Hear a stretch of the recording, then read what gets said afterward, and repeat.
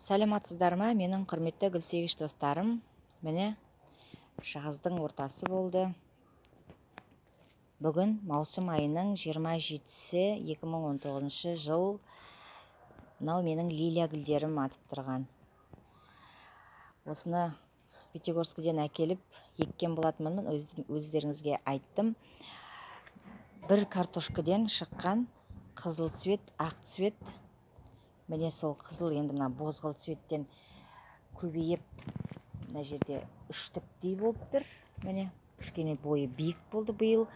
Былтыр қызыл осы бозғыл цвет лилиям гүлдей алмай қалды. Қой жеп кетті ме, мал жеп кетті ме, айттым ғой сіздерге, осы түсіргенім бар роликте. Биыл гүлдеді. Сосын ақ цвет бір-бірден клубнясын, ұлы көйткісін әкеліп егіп едім. Міне қандай көбейіп клумба болды. Қараңыздар, әлде ататын бар бутондары.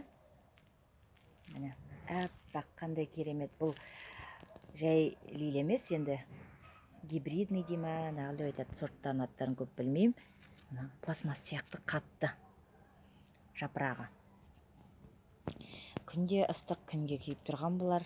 О баста түсіргенде мен сіздерге айттым, нитромофоска деген удобрение 10 күнде бір салып, қалған күндері таза суменен құйып суарып тұрдым да, әрбір 10 күн сайын нитромофосканы езіп 10 литрге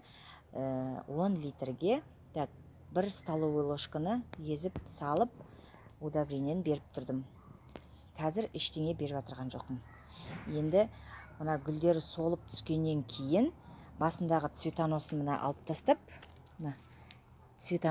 тастап, сосын қайтадан көп емес, кішкене удобрение беріп, астындағы жуасы жақсы даму үшін тағы да суарып баптаймыз. Міне менің лилия гүлдерім, көріңіздер, қандай керемет. Біршама үлкейіп өсіп қалды. Заман тыныш болсын, гүлдеріңіз өсе берсін. Сау, саламатта болыңыздар. Пока-пока.